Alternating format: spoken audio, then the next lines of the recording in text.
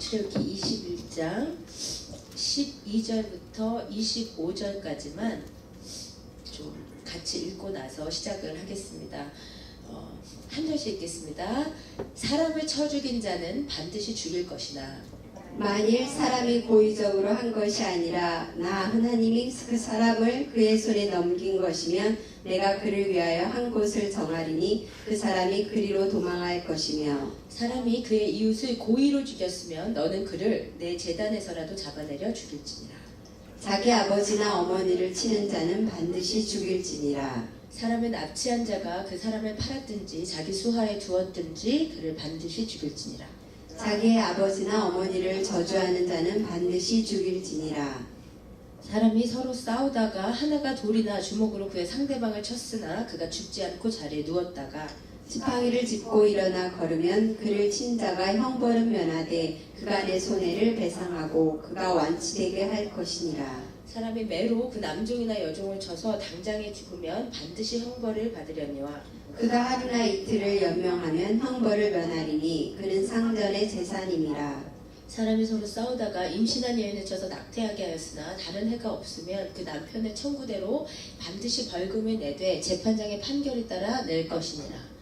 그러나 해가 있으면 갑대 생명은 생명으로 눈은 눈으로 이는 이로 손은 손으로 발은 발로 된 것은 된 것으로 상하게 한 것은 상함으로 때린 것은 때림으로 갚을지니라.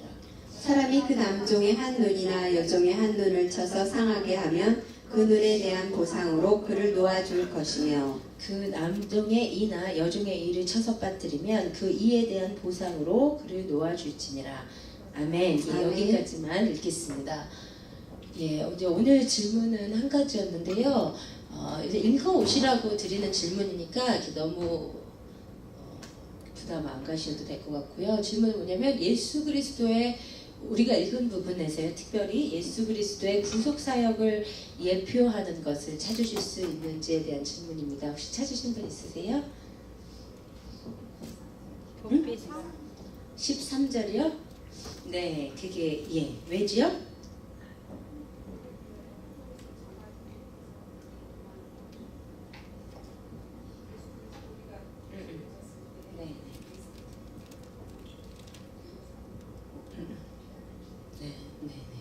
잘하셨어요. 예, 잘 찾으셨어요. 우리가 이제 제가 지난주에 했던 것처럼 우리가 10계명 이후에 지금 10계명의 상세법을 하고 있잖아요. 처음에 봤던 게 뭐였죠? 처음에 10계명의 상세법, 10계명 다음에 10계명의 상세법 예배에 대한 법을 했고, 지난주에 뭘 했죠? 종에 대한 법을 했어요. 그 종이 구속사역과 관련해서 예수님의 구속사와 관련해서 중요하기 때문에 종에 관한 법이 두 번째로 나왔고, 오늘은 이제 폭행에 관한 법인데요. 이제 폭행에 관한 법 가운데서 제가 이제 지난주에 그 구약의 율법을 보는 눈에 대해서 말씀을 드렸고, 가장 중요한 것이 예수 그리스도의 렌즈로 보는 거예요, 구약의 율법을. 근데 이 폭행의 법을 보다 보면 예수 그리스도의 구속 사역을 예표하는 것이 나오는데, 사모님 말씀하신 대로 13절에 도피성에 대한 규정이에요. 지금 뭐라고 나와 있냐면, 원래 폭행이 있을 때는 율법의 원칙은 이거예요. 폭행이 있을 때 율법의 원칙은요, 23절부터 25절이에요. 폭행이 있을 때 율법의 원칙 같이 읽겠습니다. 시작. 그러나 해가 있으면 갑대 생명은 생명으로 눈은 눈으로 이는 이로 손은 손으로 발은 발로 된 것은 된 것으로 상하게 한 것은 상함으로 때린 것은 때림으로 갚을지니라. 요게 율법의 의예요. 이게 율법의 원칙이에요. 눈에는 눈, 이에는 이. 상한 것은 상하게 함으로, 대인 것은 대임으로, 죽인 것은 죽음으로. 이것이 율법의 의예요. 얼핏 생각하면 너무 좀 무자비한 법처럼 보이잖아요. 근데 사실 이것은 일단 최소한 그 과잉 보복을 금지한다는 의미가 있어요. 왜냐면 인간의 폭력성이라고 하는 게, 누가 우리를 한 대 때렸을 때 한 대만 때리지 않거든요. 그쵸? 싸움이 알아라 요즘 너무 싸워서 힘든데, 한 명이 한 대 때리면 그 여자는 한 대 안 때려요. 제가 보면서 이 아이들이 그 인간 안에 있는 그 죄된 본성이 가장 여과없이 드러나는 게 애들이 아닌가. 이제 크고 나면 이제 우리가 사회적인 존재이기 때문에 우리가 이제 덮이기 때문에 마음에 그렇게 있지만 조금 내리시 마음이 있지만 못하는 건데 애들은 다 하잖아요. 근데 한 대 맞은 애가 한 대 안 때려요. 2대 때리고 한 번 꼬집은 애가 한 번 안 해요. 인간이라는 게 이 눈에는 얘는 이가 안 되는 존재거든요, 원래. 그래서 이게 과잉 보복을 최소한 과잉 보복을 금지한 의미가 있어요. 이것은요. 그런데 이 원칙에 의하면 살인했으면 죽이는 것으로 갚아야 돼요. 다른 게 없어요. 살인했으면 죽이는 것으로 갚아야 되는데 하나님께서 오늘 이것에 대한 예외 규정을 하나를 주시는 거예요. 어떤 경우에? 부지 중에 오살, 부지 중에 실수로 죽이는 경우가 있을 수 있기 때문에 그것에 대해서 구제해주는 도피성의 규례를 주시는 거예요. 근데 이 도피성에 대한 율법이요, 되게 중요한 게 뭐냐면 지금 출애굽기에서 먼저 도피성이 한번 나오고 나서 이게 민수기 35장에 구체화돼서 나오고 그 다음에 또 신명기 19장에 구체화돼서 나오고 그 다음에 여호수아 20장에서 온전히 정착되어 나와서 바로 시행하시도록 해요. 굉장히 급하다는 뜻이. 우리 여호수아 20장 잠깐 볼게요. 이게 도피성에 대한 그 상세 규례를 한번 볼게요. 여호수아 20장.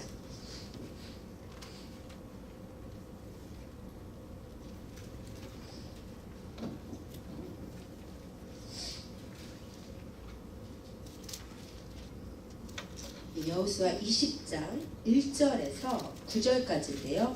우리 전 장을 저와 여러분이 한 절씩 읽겠습니다. 이게 도피성의 상세규례예요. 어떤 의미인지 잘 보시면서 읽을게요. 여호와께서 여호수아에게 말씀하여 이르시되 이스라엘 자손에게 말하여 이르기를 내가 모세를 통하여 너희에게 말한 도피성들을 너희를 위해 정하여 부지 중에 실수로 사람을 죽인 자를 그리로 도망하게 하라. 이는 너희를 위해 피해 보복자를 피할 곳이니라. 이 성읍 두 중에 하나에 도피하는 자는 그 성읍에 들어가는 문 어귀에 서서 그 성읍의 장로들의 귀에 자기의 사건을 말할 것이요 그들은 그를 성읍에 받아들여 한 곳을 주어 자기들 중에 거주하게 하고 피해 보복자가 그의 뒤를 따라온다 할지라도 그들은 그 살인자를 그의 손에 내주지 말지니 이는 본래 미워함이 없이 부지 중에 그의 이웃을 죽였습니다. 그 살인자는 회중 앞에 서서 재판을 받기까지 또는 그 당시 제사장이 죽기까지 그 성읍에 거주하다가 그 후에 살인자는 그 성읍 곧 자기가 도망하여 나온 자기 성읍 자기 집으로 돌아갈지니라 하시니라. 이에 그들이 납달리의 산지 갈릴리 게데스와 에브라임 산지의 세겜과 유다 산지의 기럇 아르바 곧 헤브론과 여리고 동쪽 요단 저쪽 루벤 지파 중에서 평지 광야의 베셀과 갓 지파 중에서 길라 라목과 므낫세 지파 중에서 바산 골란을 구별하였으니 이는 곧 이스라엘 모든 자손과 그들 중에 거류하는 거류민을 위하여 선정된 성읍들로서 누구든지 부지 중에 살인한 자가 그리로 도망하여 그가 회중 앞에 설 때까지 피해 보복자의 손에 죽지 아니하게 하기 위함이라. 아멘. 이게요. 이제 가장 도피성 제도가 이제 정착되어 마지막으로 명령되는 부분인데 이 여호수아 20장에서 도피성이 언제 명령이 되냐면 여호수아 19장을 보세요. 여호수아 19장에서 무슨 일이 있냐면요. 여호수아 10 계속 앞부분에 계속 땅 분배가 있어요. 각 지파별로 땅 분배가 다 있고 19장 51절에 이렇게 돼 있잖아요. 제사장 엘라살과 눈의 아들 여호수아와 이스라엘 자손의 지파의 족장들이 실로에 있는 회막문 여호와 앞에서 제비 뽑아 나눈 기업이 이러하니라. 이에 땅 나누는 일이 마쳤더라. 그러니까 지금 어떻게 된 상황이냐면 이스라엘 백성이 가나안으로 들어가서 땅 분배가 다 마친 상황. 이제 살기 시작해야 되는 상황이에요. 그럼 그 상황에서 뭘 해야 될까요? 처음에 이제 살면 되는 상황에서 뭐 집을 짓고 뭐 수도를 건설하고 어떻게 살기 위해서 해야 될 일이 지금 많은 상황인데 하나님께서 땅 분배 딱 해놓고 제일 먼저 말씀하시는 것이 도피성을 만들라는 거예요. 굉장히 급하게 가나안에 정착하자마자 만들어진 게 도피성이에요. 도피성 되게 중요한 거거든요. 도피성은 이제 어떤 곳이냐면 하나님이 뭐라고 하셨냐면 고의로 사람을 죽인 자는 죽인다. 눈에는 눈, 이에는 이니까 율법적 정의예요 그게. 근데 부지 중에 모르는 사이에 실수로 사람을 죽였을 경우에 그 사람은 빨리 도피성으로 도망가도록 했어요. 도피성으로 그 사람이 도망하면, 근데 피해 보복자가 그를 따라올 거지만 그는 빨리 도망가가지고 도피성 앞 성문 어귀에서 장로들한테 자기한테 무슨 일이 있었는지를 말해요. 그러면 장로들은 그 사실 여하를 지금 판단할 길이 없잖아요. 일단 무조건 받아줘야 돼요. 일단 받아주고 보호해야 돼. 피해 보복자가 따라와서 그 사람을 내놓으라고 해도 안 내줘야 돼요. 이 도피성에서는. 그리고 이 사람이 언제까지 이 도피성에 머무냐면 이 사람에 대한 정식 재판이 열려서 정확하게 무슨 일이 있었는지를 듣고 무죄 선고가 되면, 만약에 죄가 있으면 그때 죄를 받지만 죄가 없을 경우에 방면이 되거나 아니면 그 해 대제사장이 죽은 경우에는 죄가 있든 없든 그냥 방면이에요. 그래서 집으로 돌려보내게 하여서 목적은 뭐냐면 무죄한 피를 하나님이 주신 땅에서 흘리지 말라고 하나님께서 도피성을 주신단 말이에요. 그런데요, 이 도피성의 그림이 어떻게 되는지를 가만히 보세요. 원래 율법적 정에 의하면 죽인 자는, 살인한 자는 무조건 죽어야 돼. 거기서 빠져나갈 구멍이 원래 없어요.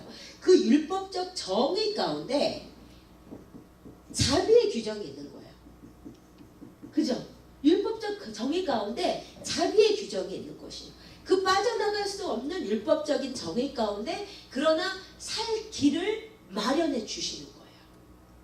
우리가요, 율법에 의하면요, 우리 모두는 살인한 자예요. 율법에 의하면요. 왜죠? 누구를 미워하면 살인한 자니까. 네? 솔직히 미워한 사람 있어 없어요? 왜 이렇게 자신있게 얘기하세요? 정세 그리스도인을 미워한 사람이 이렇게 자신있게 있으면 안 되지만 있잖아요. 솔직히 정말 마음에 안 들어요. 미워한 자는 살인이에요. 사실은 우리는 율법적 정에 의하면 빠져나갈 구멍이 없는 죄인이에요. 그렇죠? 성경의 선언은 뭐냐면 의인은 없나니 하나도 없으며 깨닫는 자도 없고 돌이켜 선을 행하는 자도 없으니 하나도 없다. 진짜 그 말씀이 맞는 것 같아요. 그죠? 아무리 너무 좋아 보이던 사람도 껍질을 벗기고 알아보면 정말 여러분의 배우자가 진짜 이런 모습인 거 알았으면 결혼하셨겠어요? 아니요. 뒷감도 어떻게 하시려고? 지금 예배 시간에 이러시면 어떡하려고 그러세요? 사실 우리 진짜 그래서 콩깍지가 씌인다고 하잖아요. 사실은 제가 사실 오쌤 좀 만났을 때 어떻게 멋있어 보이는지 콩깍지가 확 씌어가지고 뭐 손가락을 이렇게 하는 것도 멋있고 근데 다 멋있어 보면 정말 나는 진짜 펄펙트하게 같이 앞에 나타난 줄 착각을 했어요. 근데 이제 진짜 살아보니까 정말 생각하지 못한 모습이 있잖아요. 진짜 배우자끼리만 아는 그 본연의 모습 있잖아요. 그걸 알았으면 결혼했겠어요, 사실은. 근데 이제 인간이라는 존재가 멀리서 볼 때는 다 좋아 보여도 정말 이렇게 껍질 벗기고, 그러니까 겪어보면 진짜 사람이라는 존재가 진짜 다 똑같잖아요. 그래서 사람한테는 진짜 실망할 수밖에 없는데 그게 인간인 것 같아. 진짜 의인은 없나니 하나도 없고 정말 주님의 그 율법적 정의, 주님의 선하심과 의로우심의 규정 앞에 선하다 할 인간이 하나도 없어요, 사실은. 그래서 율법의 기능이 뭐라고요? 바울이 뭐라고 그랬죠?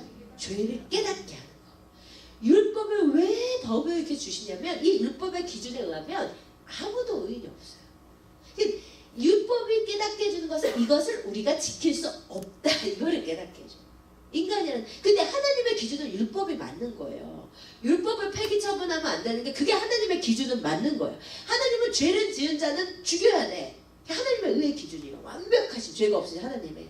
근데 그 의의 기준에 도달할 수 있는 인간이 아무도 없고 율법의 하나님의 정의에 보니까 우리는 다 죽어야 돼요.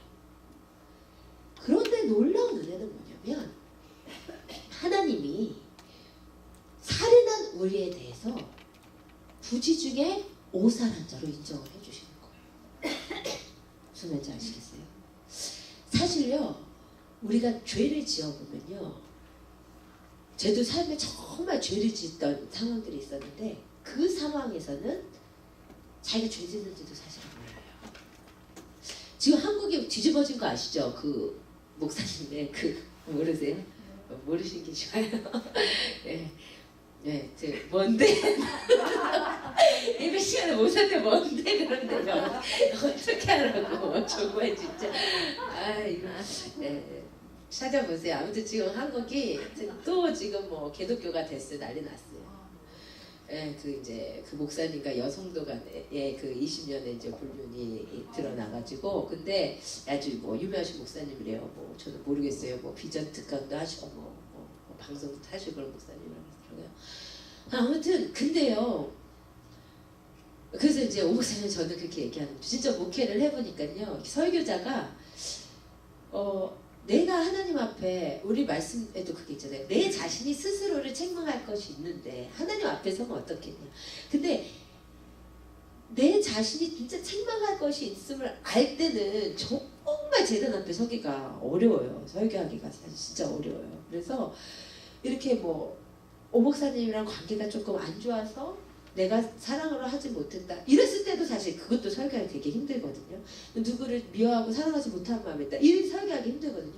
근데 그 목사님 어떻게 20년을 이해가 안 되는 거예요. 사실 어떻게 20년을 그렇게 이제, 근데 다 밝혀졌는데 목사님의 DNA랑 99.9%가 일치하는 걸로 밝혀졌는데, 이제 목사님이 거기에서 회개를 하시면 그래도 낫잖아요. 근데 하시는 말씀이 본인이 기도해줘서 낫기 때문에 본인의 DNA가 일치한다는 그런 말을 해버렸으니까 이제 뭐 엄청나게 이제 발이 피는 거지. 기도로 나오면 이제 DNA가 일치하냐. 그러니까 회개할 기회신데 너무 안타깝지만, 그런데요, 사실은 그런 불륜이나 간음, 어떻게 그런 일이 있을까 하지만요, 사실은요, 죄를 짓는 그 순간에는요, 자기가 뭐 하고 있는지 몰라요.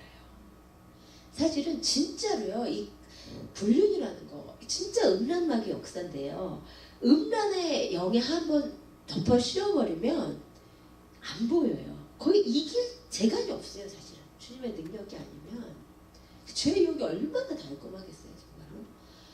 그 살인도 그럴 것 같아요. 살인도 맨정신에 하는 게 아니잖아요. 그 살인의 영에 덮어 씌워버렸더니 자기가 할 수 없는 일을 하는 거죠. 맨정신 어떻게 사람을 죽이겠어요. 제가 이제 그 불륜했다가 이제 정신 차리신 분은 아는데, 그때는 자기가 뭐 하고 있는지 모른다는 거예요. 깨닫고 자기가 정신 차리고 보니까 자기가 한 가정을 지금 파괴하고 있었고, 근데 그때 당시 그게 하나가 안 보인다. 너무 그냥 행복하고 달콤한 뿐인 거예요. 우리가 짓는 죄들이 사실은 그래요. 우리가 누군가를 막 미워하고 그 사람에 대해서 욕을 하고 다니잖아요. 사실 그 사람을 진짜 죽이고 있는 건데 우리 그것도 모르면서 짓잖아요. 나중에 주님께서 내 눈을 밝히시고 내 마음에, 하나님의 마음을 부으셔서 생각하니까 내가 이 사람한테 못할 짓을 한 거 그때 아는 거예요.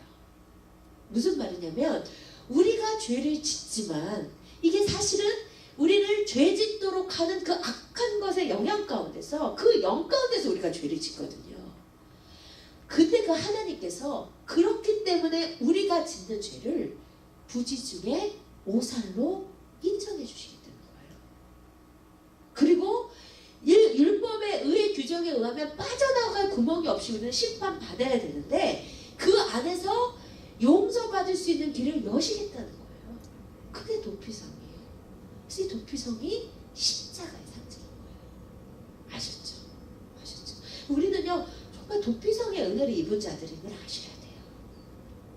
사실 서로가 서로를 욕하고 뭐 기독교를 욕하고 목사를 욕하고 하지만 우리는 욕할 자격이 사실은 없어요.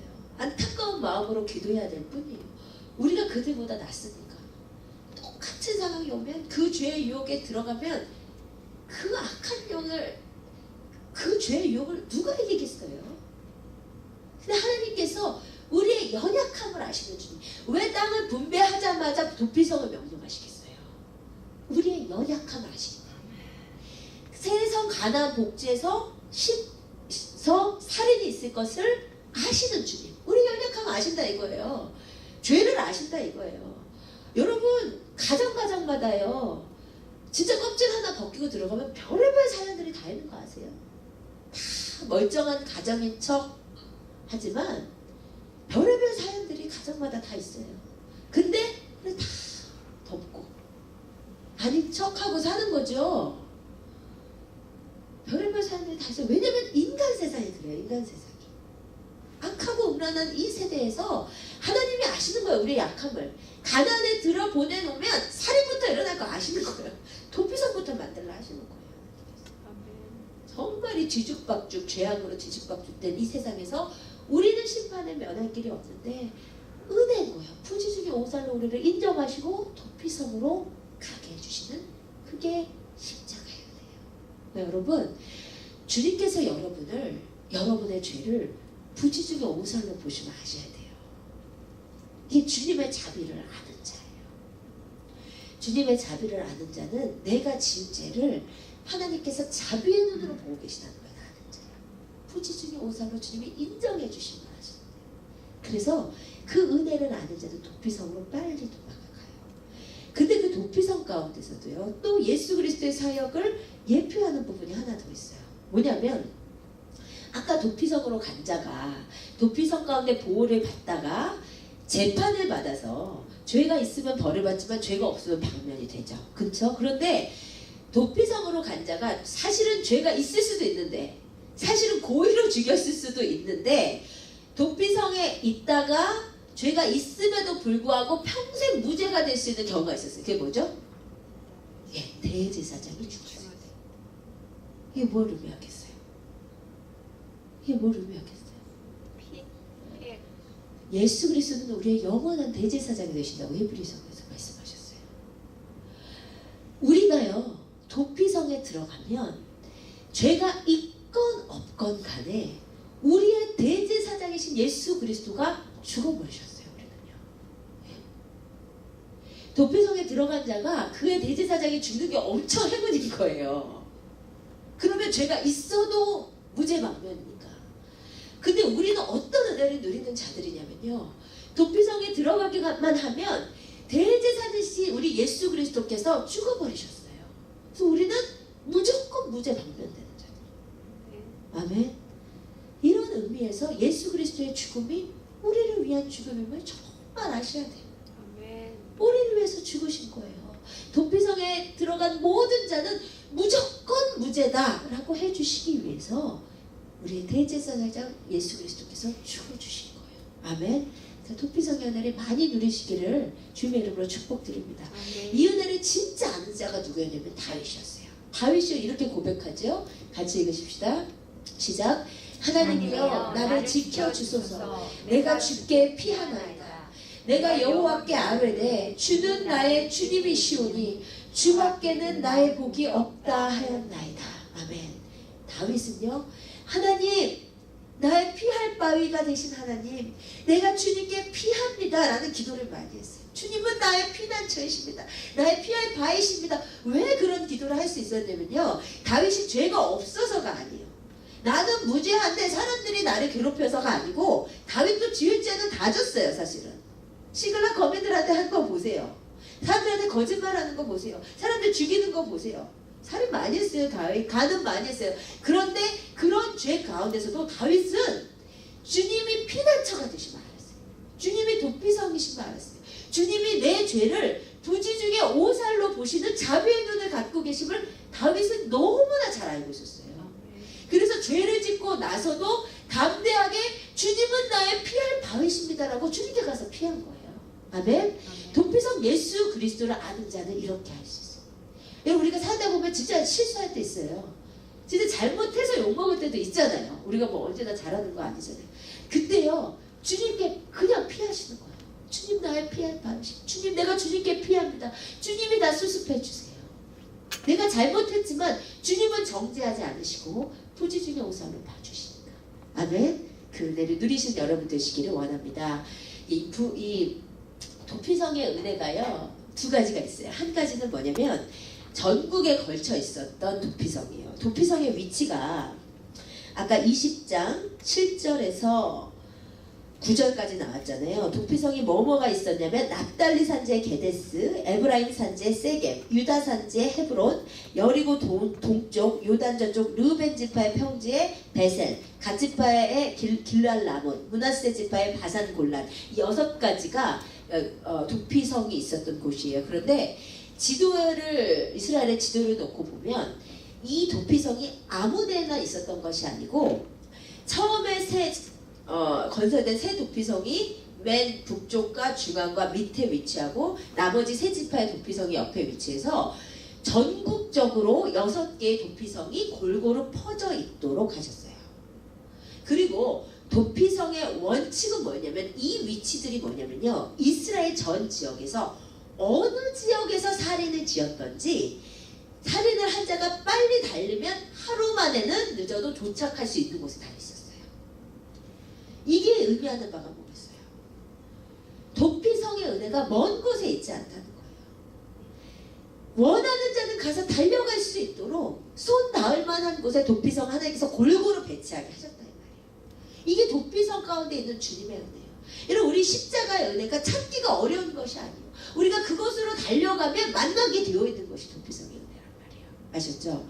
두 번째 도피성의 은혜는 뭐냐면 20장 9절 보세요. 이는 곧 이스라엘 모든 자손과 그들 중에 거류하는 거류민을 위하여 선정된 성읍들로서 누구든지 부지 중에 살인한 자가 그리로 도망하여 그가 회중 앞에 설 때까지 피해 보복자의 손에 죽지 아니하게 하기 위함이라 이렇게 되었는데 9절에 봤더니 누가 도피성으로 피할 자격이 있냐면 이스라엘 자손 플러스 또 누구죠? 모든 거류민 누구예요? 이방인들. 이스라엘 자손만 도피성의 대상이 아니었고요. 그곳에 거류하는 이방인들도 도피성을 통해서 구원받게 하셨어요. 이것이 예표하는 것이 무엇이겠어요? 예수 그리스도의 구속의 사역은 유대인에게나 이방인에게나 일반이라 이 말이에요. 모든 자에게 원하는 자에게 열려있는 그 예수 그리스도의 구속 사역이 도피성에 이렇게 예표가 되어 있는 거예요. 아셨죠? 이것이 도피성의 은혜입니다. 그러면 이제 3가지를 말씀을 드리고 마칠 건데 도피성이 이렇게 예수 그리스도의 십자가를 예표하고 그리로 달려가는 자에게 구원을 받도록 하셨는데요. 도피성의 은혜를 입으려면 조건이 있어요. 첫 번째는 무엇이냐면요.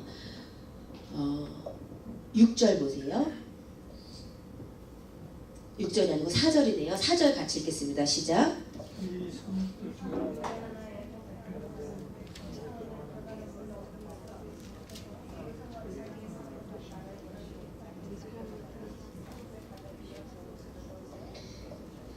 네.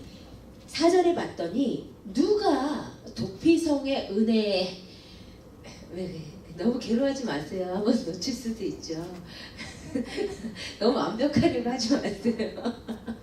기장지사님도 계시잖아요.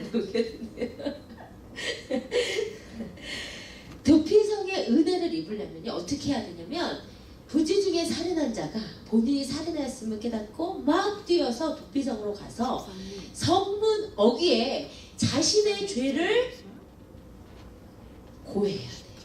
진술해야 돼요. 여러분 누가 도피성 대신 예수 그리스도로부터 속죄의 은혜를 얻냐면요. 죄를 자백하는 자. 아멘? 아멘. 요게 없었으면 안 들여보내준다니까요. 언제나 우리를 위해서 열려있는 도피성인데 조건이 우리가 우리의 죄를 진술해야 돼. 우리 입으로. 자백해야 그 도피성이 열리는 거예요. 아멘? 아멘. 이건 정말 하나님의 뜻이에요. 우리 요한일서 말씀 같이 읽어보겠습니다. 시작. 만일 우리가 우리 죄를 자백하면 그는 미쁘시고 의로우사 우리 죄를 사하시며 우리를 모든 불의에서 깨끗하게 하실 것이요 만일 우리가 범죄하지 아니하였다 하면 하나님을 거짓말하는 이로 만드는 것이니 또한 그의 말씀이 우리 속에 있지 아니하니라. 아멘. 하나님께서 우리를 용서하시기를 원하시는 하나님께서 우리에게 원하시는 것이 뭐냐면 너희가 만일 너희의 죄를 자백하면 자백이요 반드시 필요해요. 저는 하나님이 왜 이렇게 자백을 하려 하실까? 용서하기를 원하시는 하나님이 그냥 용서하시면 되지 왜 자백을 요구하실까? 그게 언제나 의문이었는데 자식을 키우다 보니까 진짜 그 의문이 풀렸어요. 애들이 진짜 막 못되게 하면 부모도 진짜 화가 날 때가 있잖아요. 진짜 화가 나잖아요. 막 감당이 안 되게 막 때를 쓰고 막 욕심을 부리고 막 동생을 때리고 그러면 막 화가 나다가 그죠? 진짜 아라가 와서 완전 그 때를 그냥 하루 종일 비웠어도 진짜 와서 엄마 죄송합니다 이거 한마디 하면요 진짜 그 순간 싹 마음에 다 녹더라고요. 내 마음이 아무리 얘가 화나게 하고 버릇없이 굴고 해도 엄마 죄송합니다 엄마 제가 잘못했어 이러면요 그 경험 다 해보셨죠? 자식이 그렇게 얘기하면 진짜 어떨 때는 막 진짜 너무 맵다가도 제가 잘못했습니다 이 한마디요 너무 사랑하잖아요. 근데 그 한마디 하면 진짜 눈 녹듯 다 녹더라고요. 이게 자백을 원하시는 하나님의 마음이 아닐까. 우리가 범죄하고 또 범죄하고 불순종하고 또 불순종하다가도 아버지 잘못했어요 이 한마디 하면 아버지 하나님이 묻지를 않으시고 그냥 그 순간 마음이 그냥 녹아버리시는 그 하나님. 근데 우리가 끝까지 잘못 안 했어요 하면 하나님은 거짓말이 하거든요. 끝까지 진짜 제가 아라를 혼내면서도 속으로 죄송한 한마디만 해라 제발 그러면 끝날 건데 그걸 안 하면 이거 어디까지 가려고 그래. 나는 용서하고 싶은 마음인데 얘가 끝까지 그거를 안 하면 그때 진짜 화가 나더라고요. 진짜 용서해야 되겠구나. 잘못했어요. 한마디면 아버지 하나님 그냥 마음에 무슨 죄를 줬어도 우리 아버지시니까 우리 아버지께 용서 못하실 죄가 어디 있냐 말이에요. 자백이 너무 중요해요. 그래서 도피성에 가서 죄를 고하도록 했어요. 아시겠죠?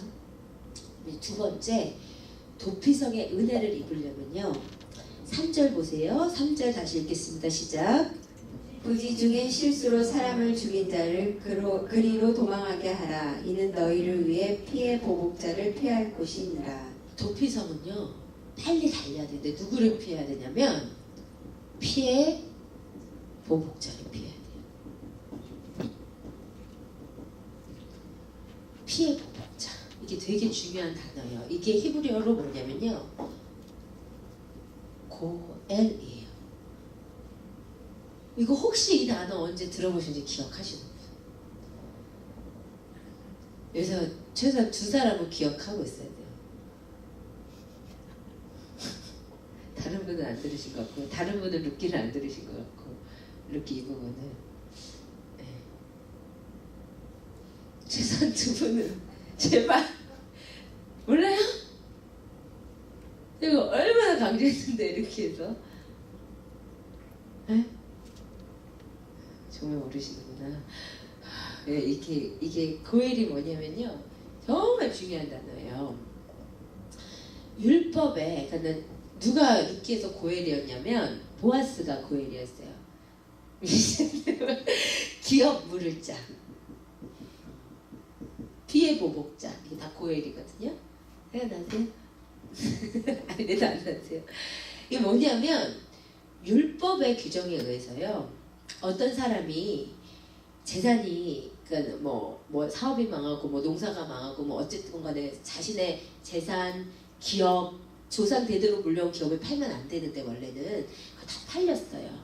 그랬을 때 나오미의 가정이 그랬었잖아요. 엘리멜렉의 가정이 다 팔리고 없어졌어요. 그때 그런 경우에 친족 중에 경제력이 있는 사람이 대신 가서 대신 자신이 값을 지불하고 그 잃어버린 이 사람의 기업을 찾아오는 자 율법에 의해서 그 사람을 고엘이라고 했어요. 그래서 보아스가 나오미 가정의 고엘이었어요. 근데 이것이 대신 값을 치르고 권리를 다시 찾아오는 사람이기 때문에 이 고엘이라는 단어, 이 기업 부를 자라는 이것은 예수 그리스도의 예표가 돼요. 그래서 보아스가 예수 그리스도의 예표였던 거예요.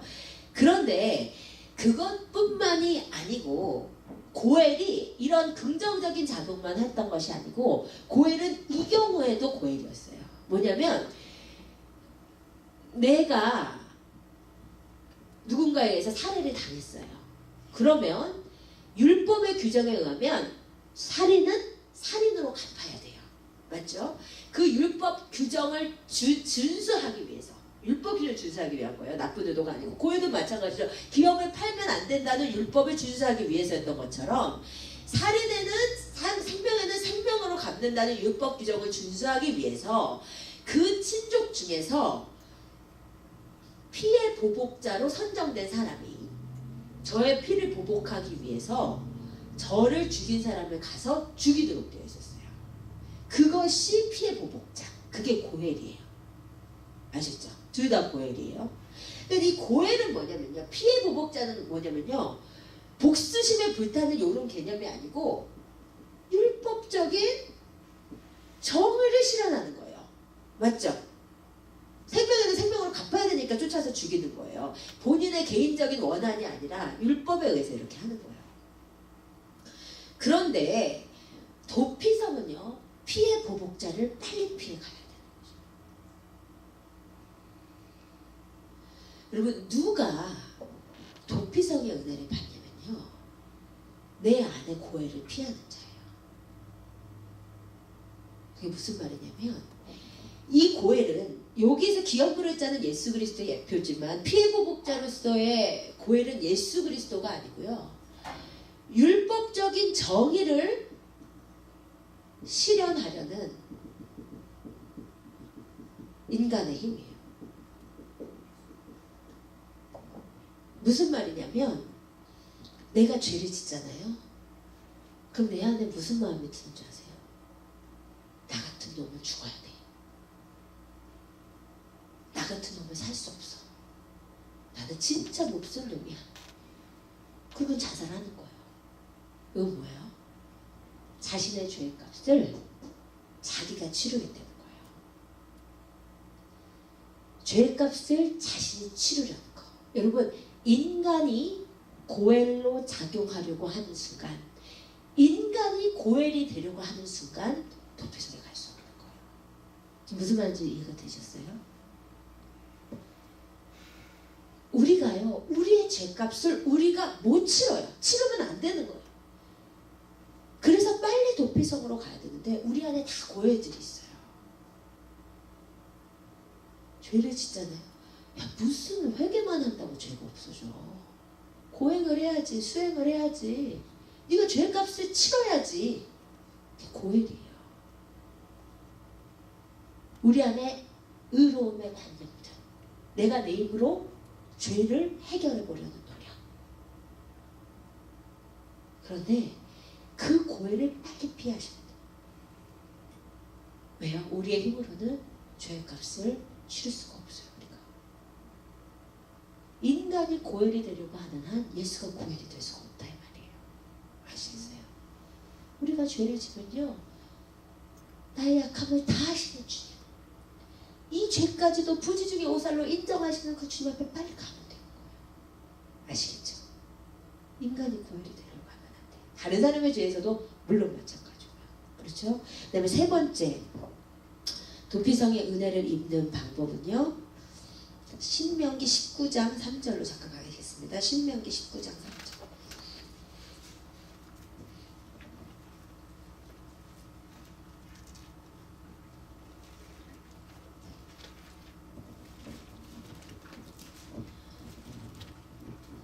신명기 19장 3절 이렇게 도피성 규정인데요. 19장 3절 같이 읽으십시다. 시작. 내 하나님 여호와께서 내게 기업으로 주시는 땅 전체를 세 구역으로 나누어 길을 닫고 모든 살인자를 그 성읍으로 도피하게 하라. 길을 닦으라. 이 도피성은요.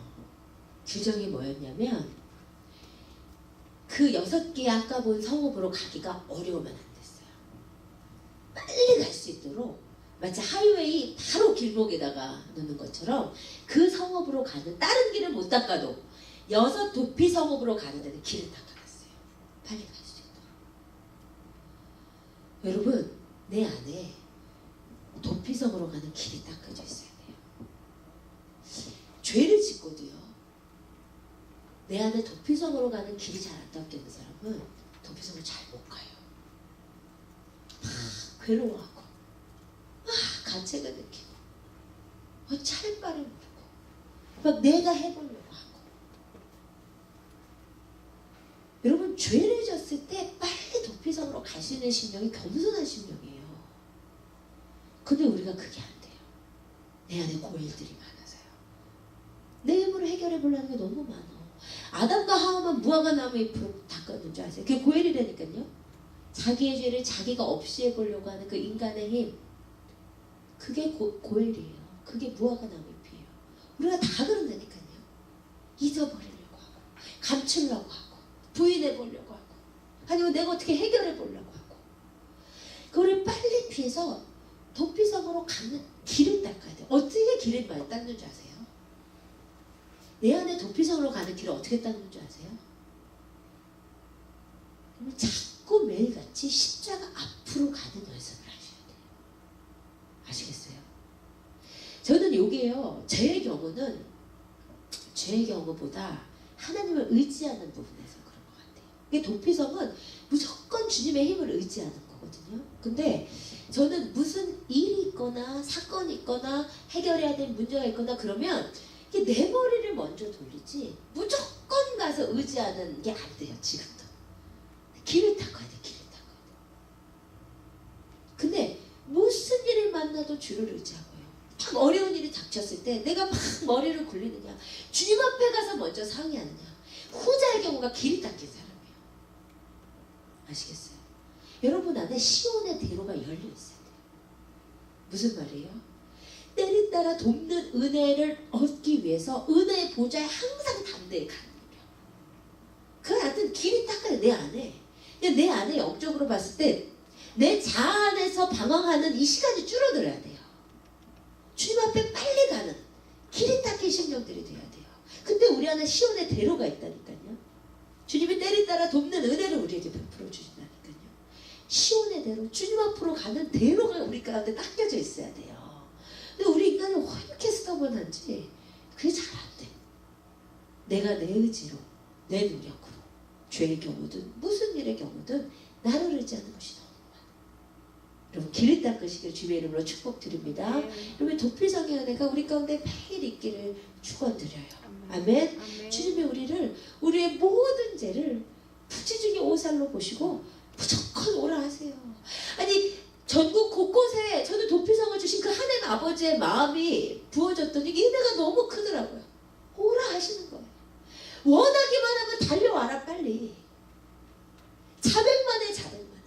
그러면 열어주시고 죄를 짓든 안 짓든 예수님 죽어주셨다니까요.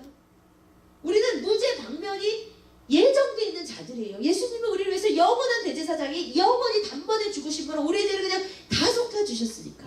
아멘. 그 은혜를 누려야지요. 아멘. 우리가 그 도피성이신 예수 그리스도가 내 안에서 늘 살아있었으면 좋겠어요. 십자가로 매일같이 나가셔서 아무튼 십자가 앞에 모든 것을 해결했어요. 아멘. 십자가 앞에 내 기도 제목의 해결이 있고, 십자가 앞에 변화되지 않는 내 자의 해결이 있고, 모든 것이 십자가 앞에 있어요. 그러니까 내가 고민하고 내가 생각하는 시간을 늘리지 마시고 빨리 길을 닦은 그 도피성으로 예수 그리스도의 십자가 앞으로 매일같이 나아가신 여러분 되시기를 주의 이름으로 축원드립니다. 아멘. 우리 이 시간 일어나셔서 함께 찬양하실 때 주 하나님 독생자 예수, 내 모든 죄 사하시고 죽음에서 부활하신 우리 도피성 되신 예수 그리스도를 찬양했으면 좋겠습니다. 살아계신 주, 나의 참된 소망, 내 안에 걱정 근심 아무것도 없습니다. 주님이 다 하신 것을 믿어요. 주님께서 다 감당하실 것을 믿습니다. 무슨 일이 일어나든지 주님만 의지하면 돼요. 그 도피성으로 가면 우리 주님께서 우리를 죄 없다 하시고 우리를 도와주실 것입니다. 그 주님을 의지하면서 이 찬양 부르기를 원합니다. 우리 박수 치면서 찬양하십시다. 주 하나님 독생자 예수, 날 위해 오시고 나를 위해서 죽어주신 대제사장 예수 그리스도를 찬양하십시다. 주 하나님 독생자 예수, 아멘.